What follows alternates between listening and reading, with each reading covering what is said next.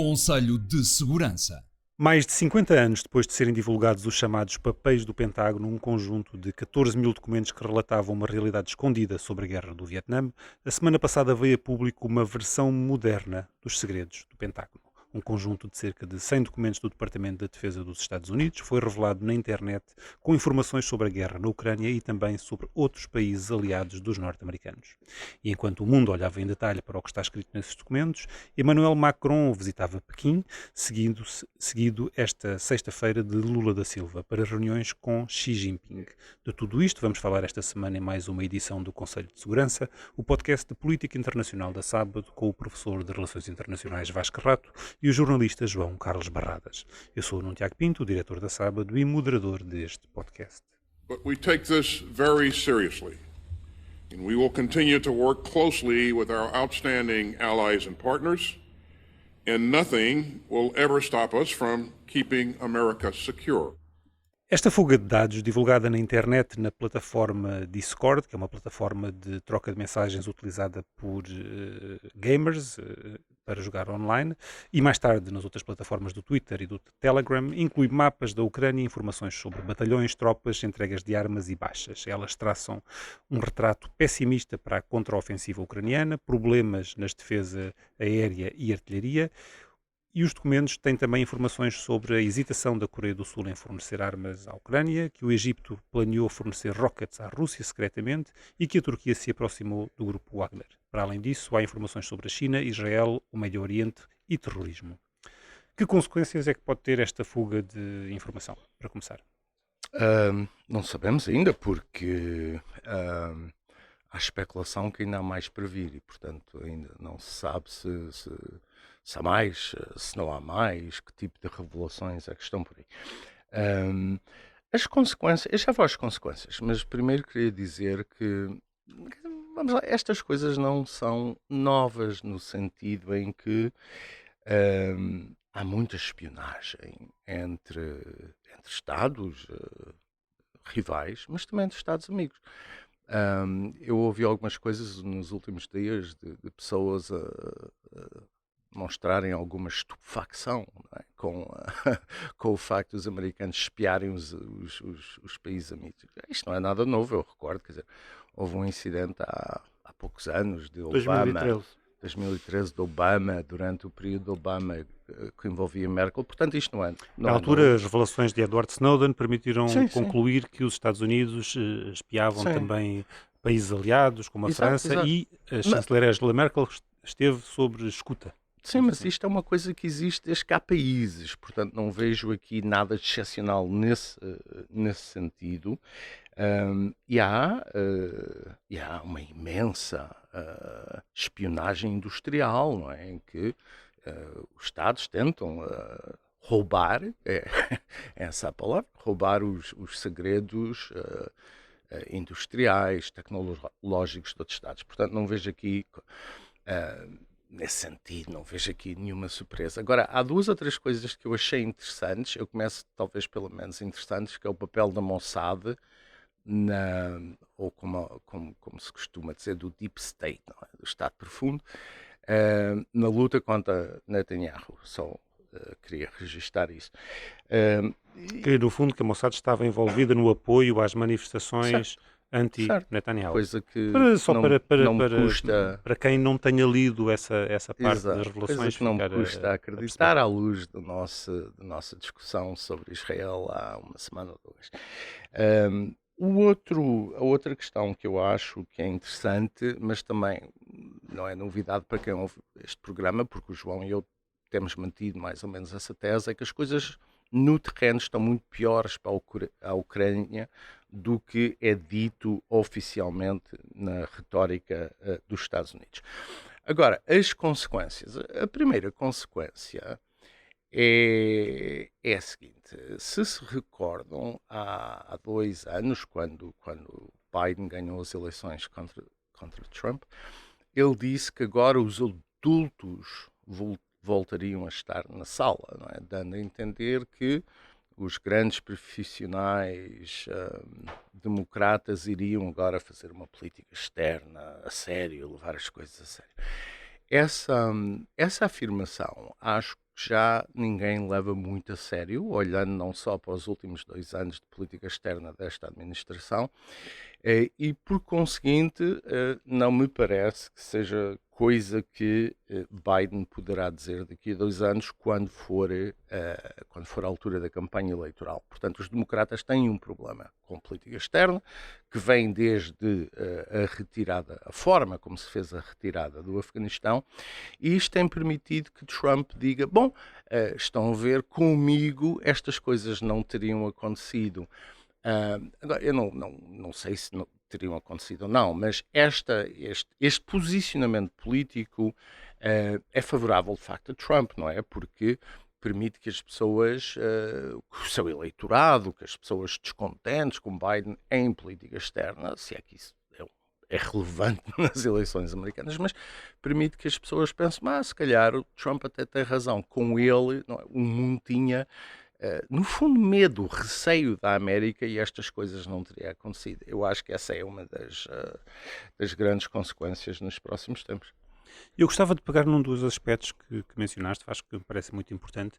Estes documentos revelam uma nova realidade, de facto, sobre a guerra na Ucrânia, sobre o que se está a passar no terreno?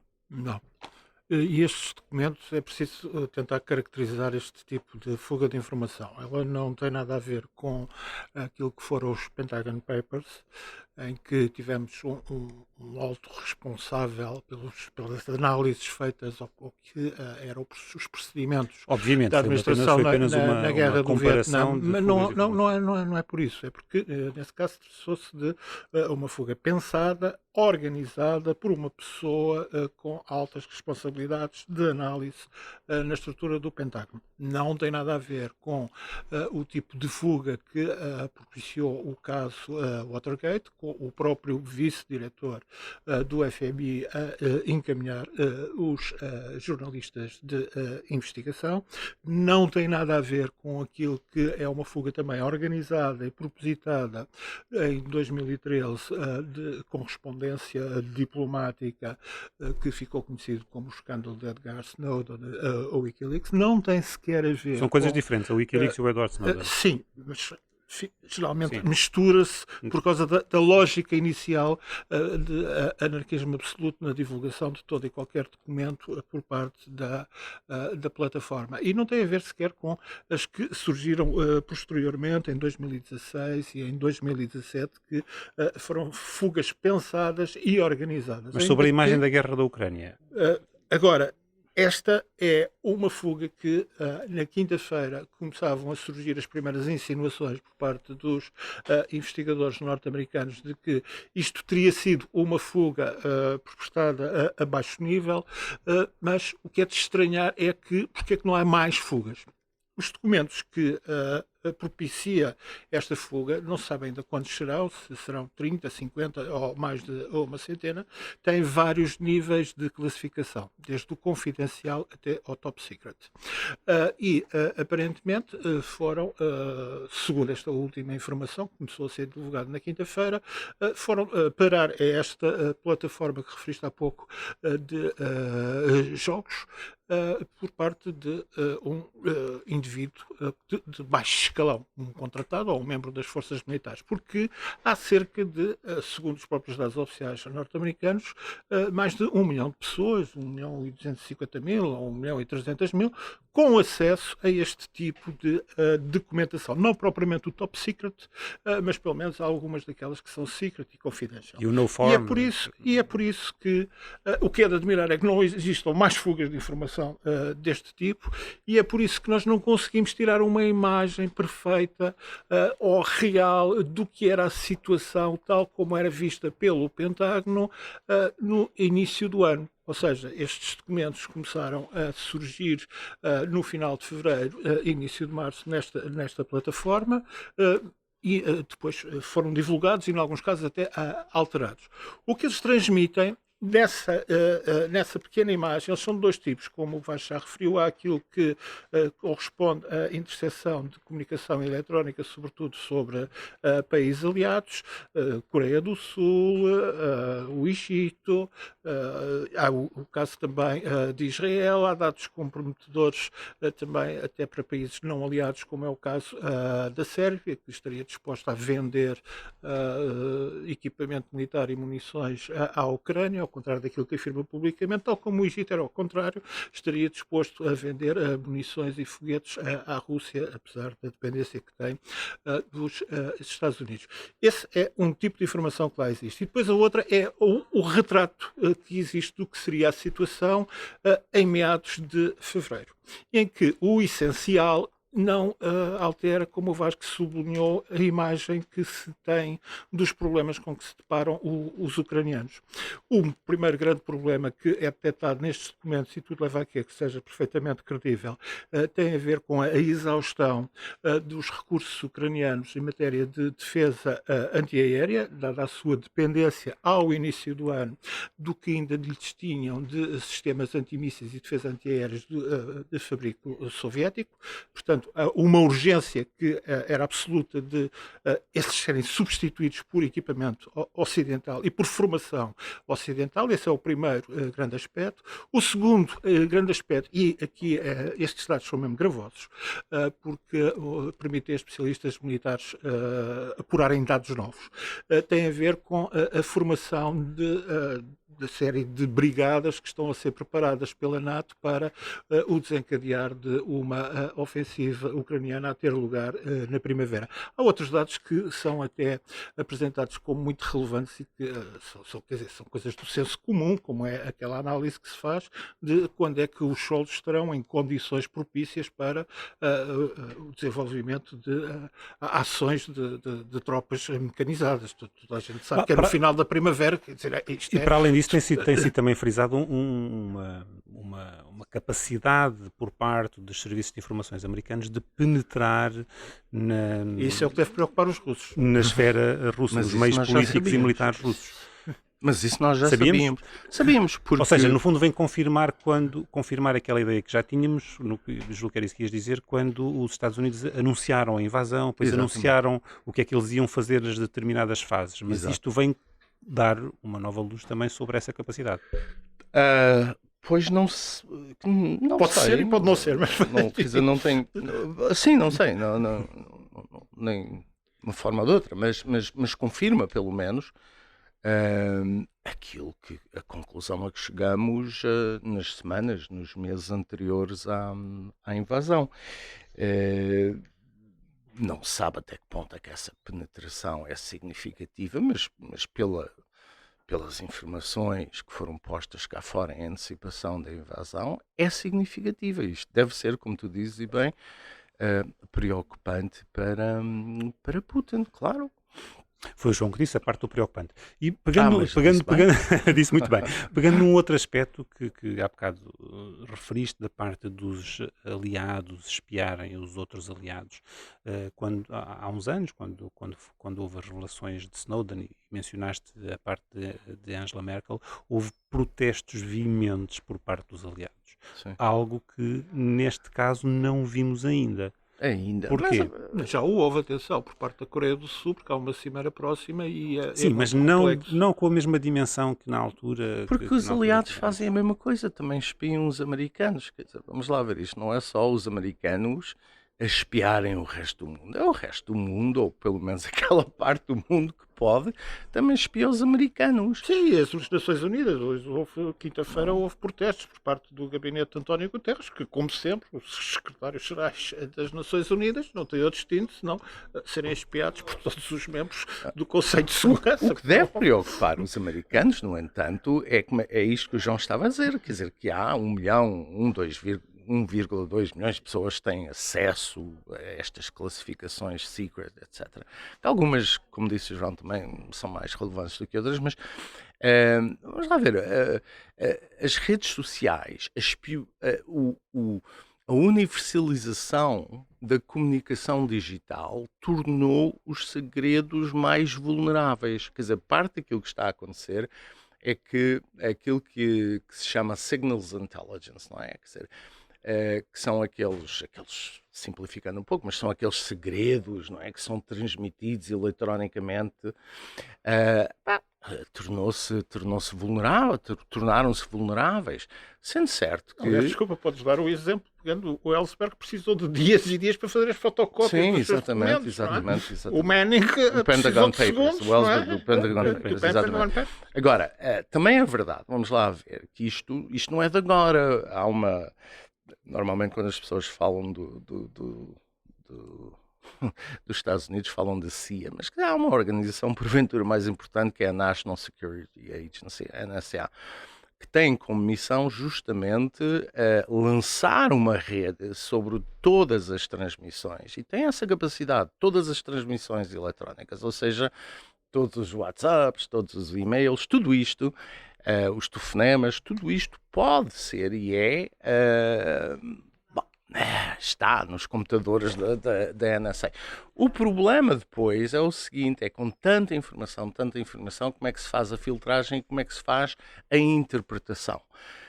Portanto, o problema muitas vezes não é tanto ter acesso à informação. A recolha da informação. A recolha, sim, é fazer sentido, a interpretá-la. É a triagem, a análise, é o mais complexo. Sim, e temos problemas sérios. Tivemos, talvez o caso mais interessante é o Iraque, há 20 anos, não é? Que foi um desastre do ponto de vista da interpretação dos dados, mas cada vez mais, à medida que essa rede se alarga, vai ser mais difícil. Tu, aliás, sabes um pouco sobre isto porque acabaste de escrever um livro noutro quadro, mas um livro justamente sobre este problema. Portanto, este tipo de coisa tende a ser cada vez mais frequente.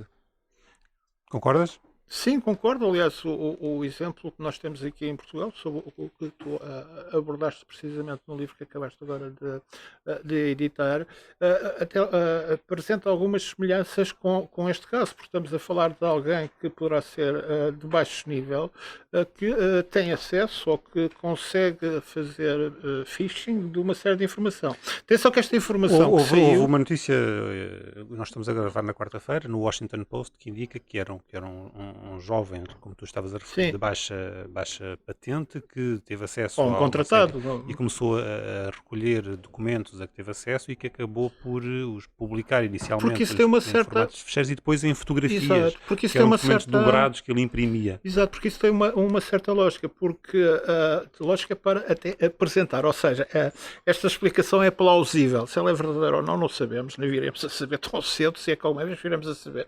É porque é muito comum aparecerem nestes sítios especializados. Nós podemos comparar o interesse dos participantes nisto com o interesse dos filatelistas ou dos pescadores. São mesmo fanáticos da matéria.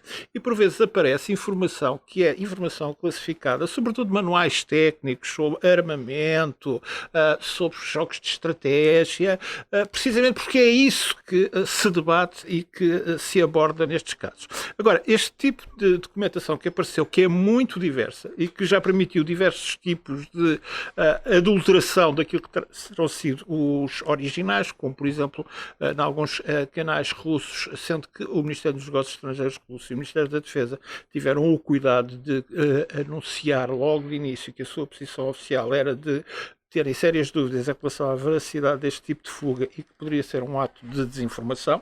É possível que pelo menos uma parte seja um ato de desinformação ou que aquilo que é o aparecer em cada vez mais documentos ser agora aproveitado para ato de desinformação. Isto aqui é um jogo em que tem-se de ter todas as hipóteses abertas. O que isto levanta é que as dificuldades reais que estão a existir no terreno redundam em graves problemas políticos, porque aquilo que era o retrato que era feito e que parece plausível, de que no início de fevereiro, nós temos documentos com data certa, e em meados de fevereiro, a situação ucraniana em termos de defesa antiaérea se iria revelar dramática, foi o que se viu ao longo do tempo, e isso implica reforçar a formação de pessoas e o envio de novos equipamentos. E esse envio de novos equipamentos obriga à existência de quem treina, quem motiva e de tropas especiais no terreno, que estes documentos apresentam até um número relativamente baixo, de pouco mais de uma centena de militares de países da NATO, de forças especiais presentes no terreno. Eu ouvi até aqui em Portugal alguns generais e pessoas ligadas à NATO dizerem que isso, forças especiais há sempre, que é para defender as embaixadas. É óbvio que não. Quer dizer, só alguns generais portugueses é que podem dizer coisas dessas, mas enfim.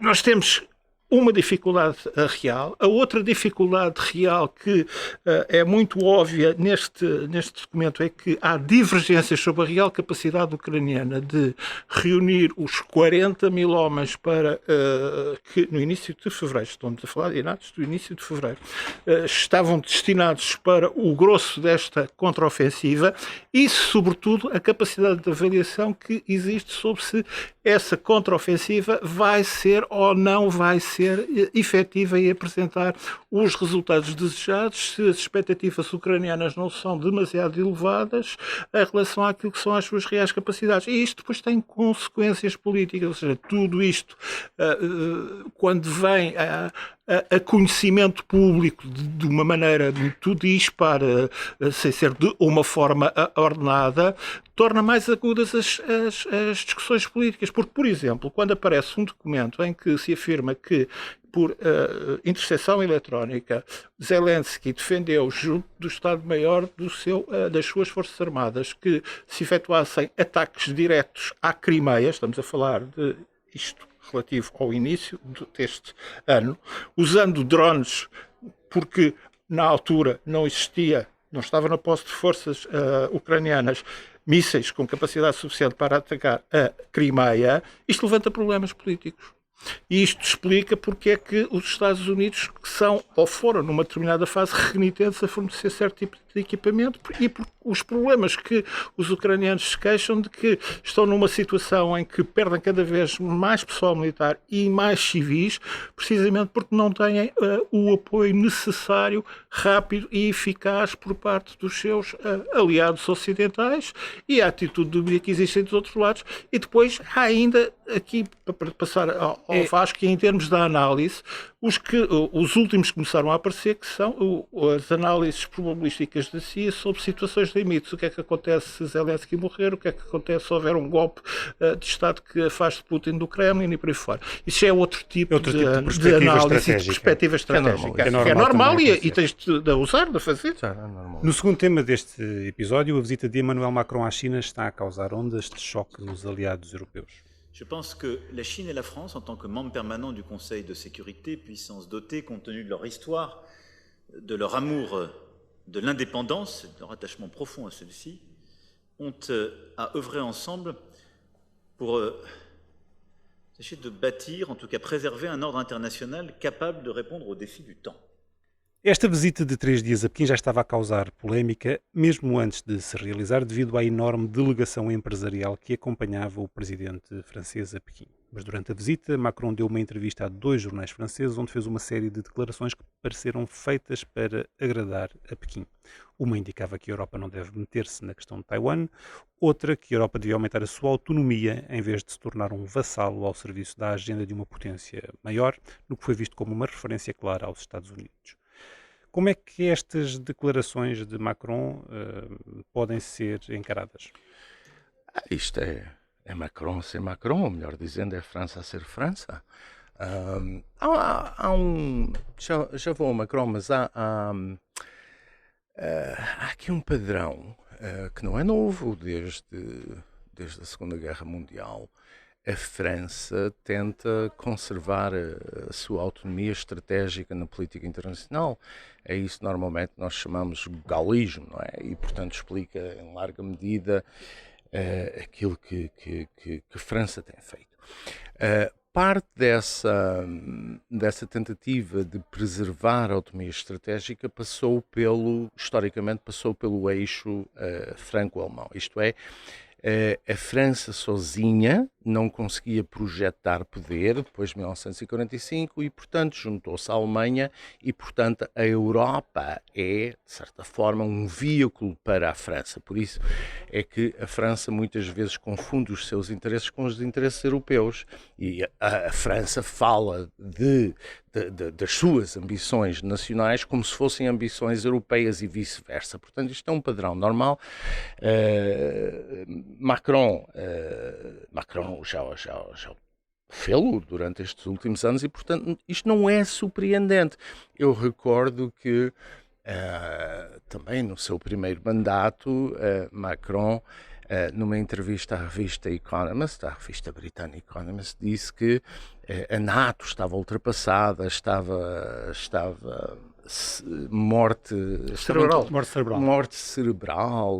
Quer dizer, viu-se, não é? Viu-se neste último ano que a NATO já não interessa para nada. Portanto, isto é mais uma coisa de França a pôr-se em bicos de pés e a tentar demonstrar que é relevante. O problema é que França não é particularmente relevante na política internacional.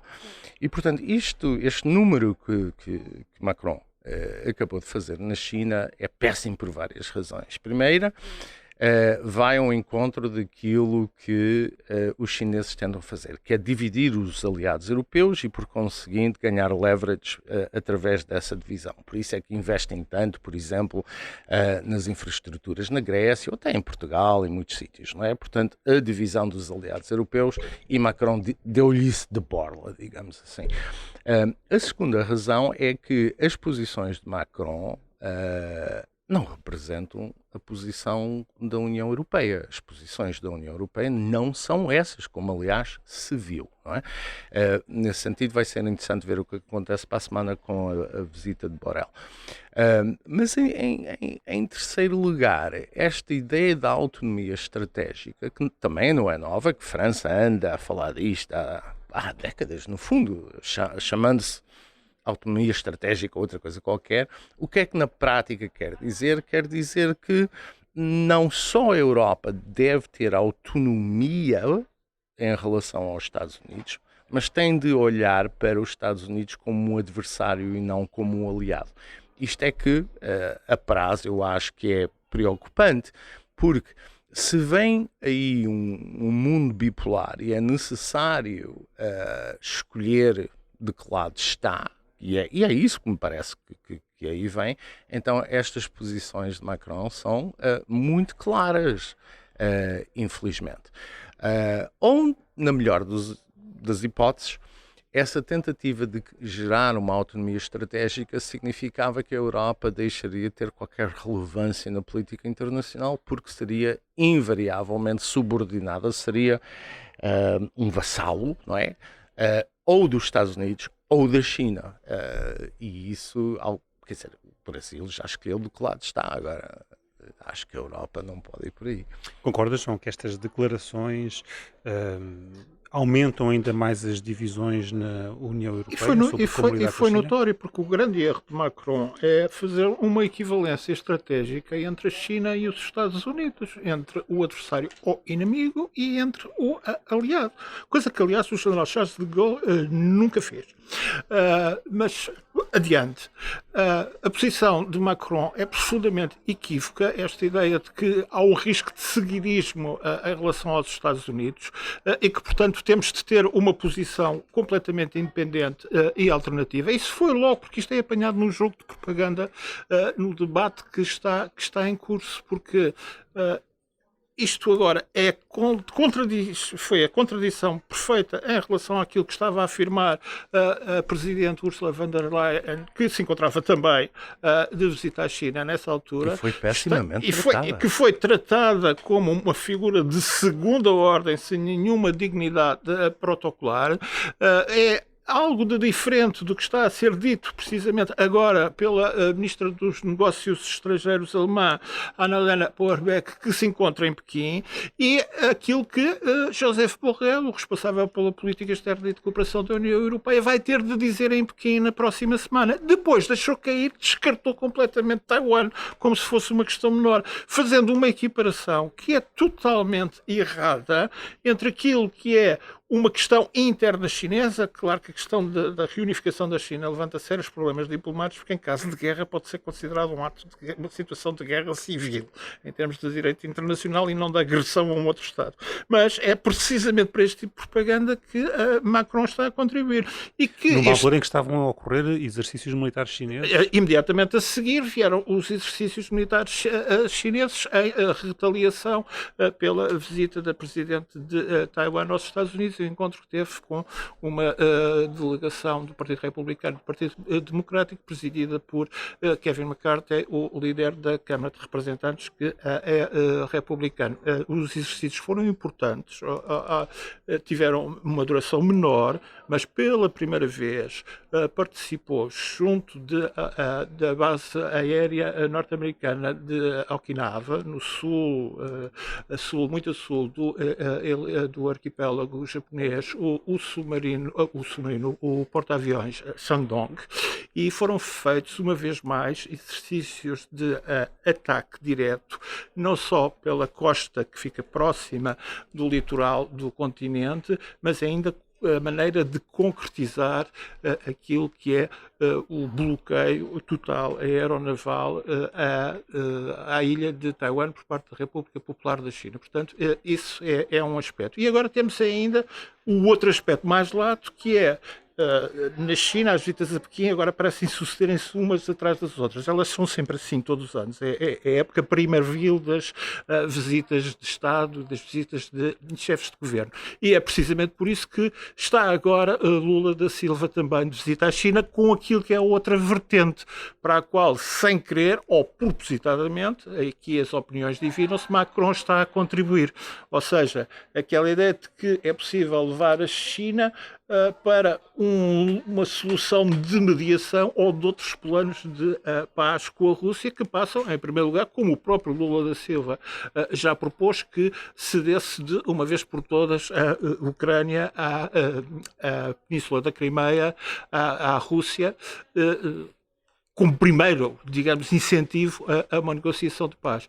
E isto é tanto mais interessante porque, no caso desta visita de Lula, que tem o seu ponto alto no encontro esta sexta-feira com Xi Jinping, tem ainda uma outra componente, que é uma componente que importa à China e que importa a muitos países em vias de desenvolvimento, que é a componente económica. Macron foi, obviamente, com as suas delegações empresariais, tratar de negócios, sobretudo no setor da aeronáutica, entre empresas francesas e empresas chinesas. A mesma coisa que se passa com o Brasil, sobretudo nas exportações de soja, na área do agroalimentar e no aspecto financeiro, porque quinta-feira, quando a Dilma Rousseff, protegida de Lula da Silva e anterior presidente, tomou posse como por um mandato de 2 anos como presidente do novo Banco de Desenvolvimento, Lula fez um discurso desenfreado de crítica à dominação do dólar nas trocas internacionais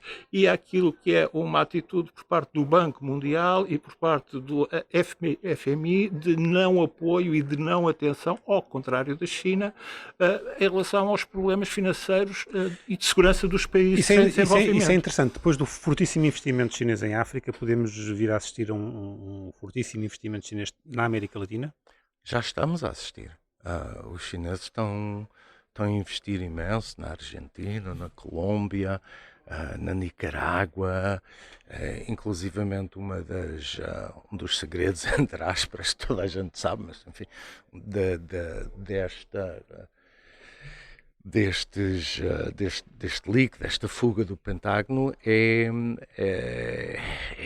o crescente intervencionismo da China na Nicarágua. Até se tentou a coisa não correu muito bem, mas se tentou criar um canal para concorrer com o canal do Panamá. Portanto, a China está muito empenhada nisto. Aliás, E do ponto de vista americano, isso é uma do ponto espécie de de vista interferência num espaço vital? Exato, porque desde a década de 1820 há uma coisa que é a doutrina Monroe, que basicamente diz que, na altura aplicava-se às potências europeias, que eram as dominantes, mas que dizia que as potências externas não podiam, no fundo, intervir ou dominar a política hemisférica. Isto está a mudar e não é só, vamos lá ver, não é só com a China, quer dizer, a Rússia também tem sido muito interventiva, por exemplo, na Venezuela, portanto os americanos têm aqui um problema sério. Independentemente dos seus excessos, digamos, Bolsonaro era relativamente pró-americano. E foi, sobretudo, durante a presidência de Trump. Mas foi descartado, literalmente antagonizado, descartado pela administração Biden. E não sei se a Casa Branca esperava que Lula fosse um amigo do Washington, mas nunca o foi. E, portanto, não sei porque é que seria agora. E, portanto, acho que o que está a acontecer é que Lula tem alguns motivos para ir à China e fazer o que está a fazer, tentar aumentar esta cooperação económica, por duas razões essenciais. Desde há 15 anos para cá, a China é o parceiro económico mais importante, aquele que compra mais produtos agroalimentares e outros brasileiros. Portanto, é importante para o Brasil manter esta relação, claramente. Lula quer ir para além disso, quer agora criar um fundo, ou contribuir, ou aumentar um fundo financeiro de 20 mil milhões, de qualquer forma. Isso tem a ver com o tal novo Banco do Desenvolvimento. É isso.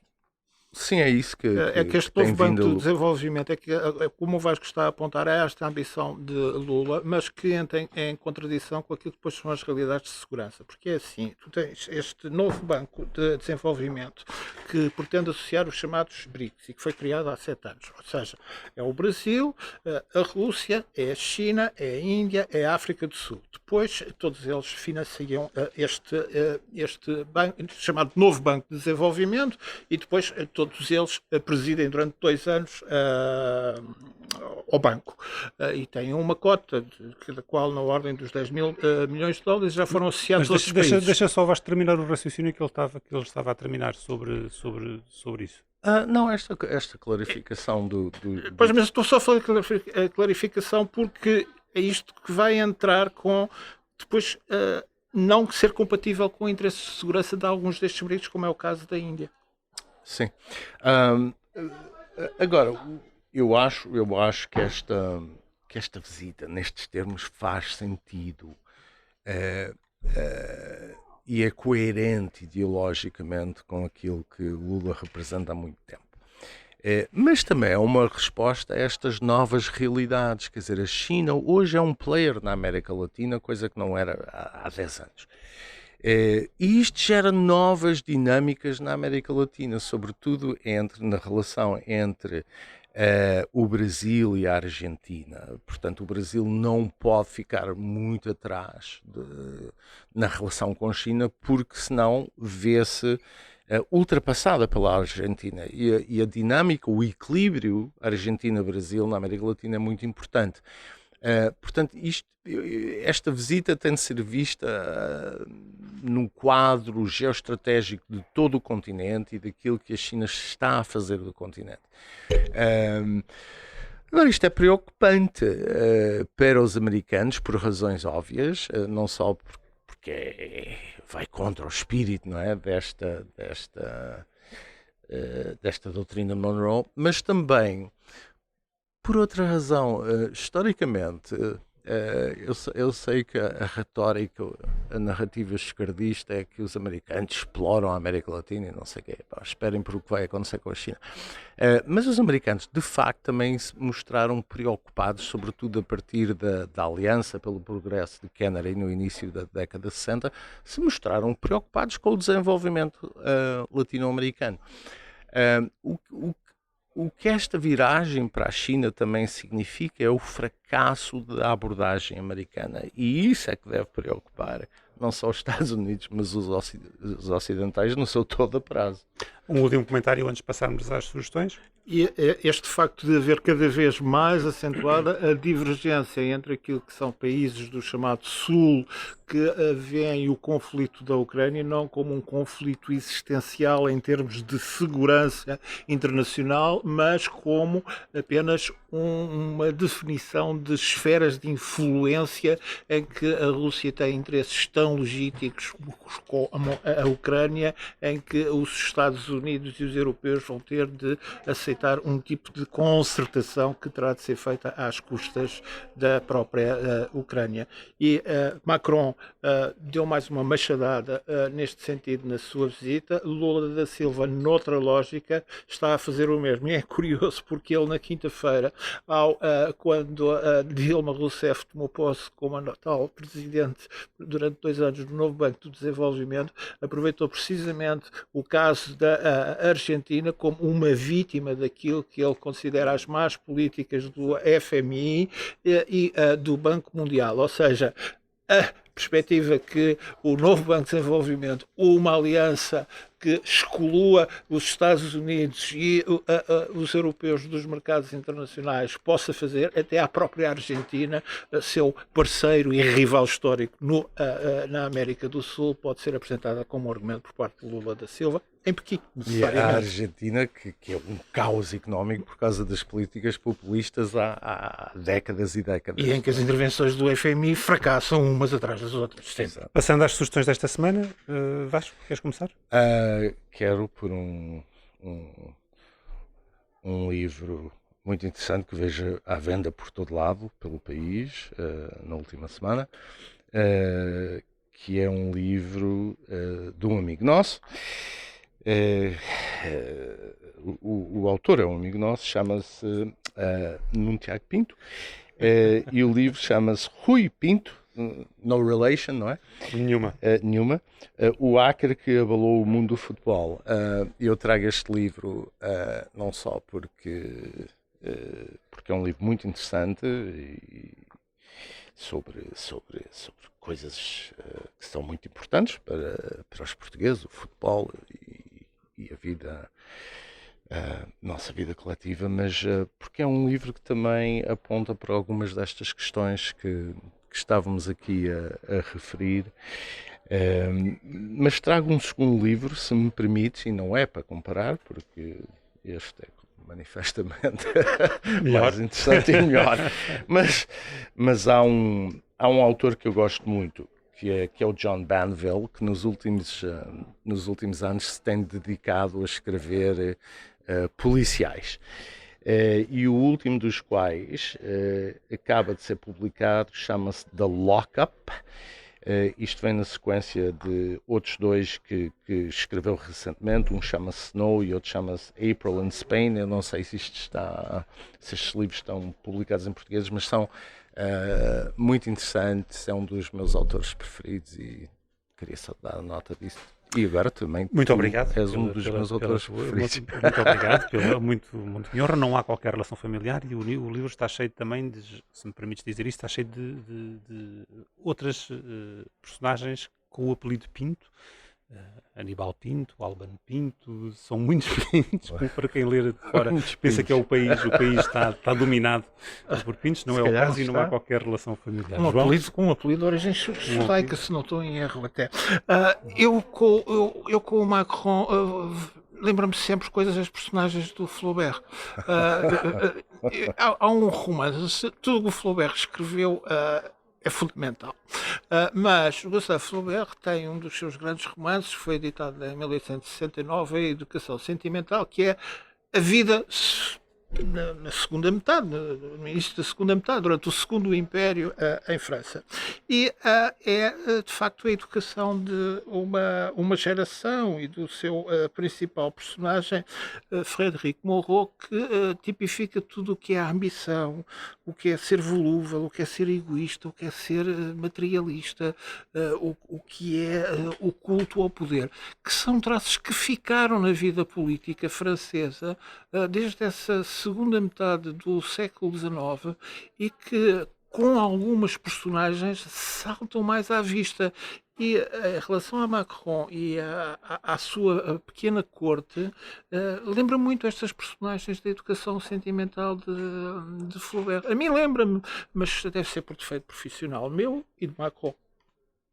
Muito bem, obrigado aos dois. O Conselho de Segurança desta semana fica por aqui. Nas bancas está também já a última edição da Sábado, com uma capa dedicada ao imobiliário, numa altura de crise de habitação. Contamos como é ainda possível encontrar casas de sonho a preços competitivos. Como habitualmente, pode ouvir-nos em todas as plataformas de podcasts e também no YouTube. Até para a semana.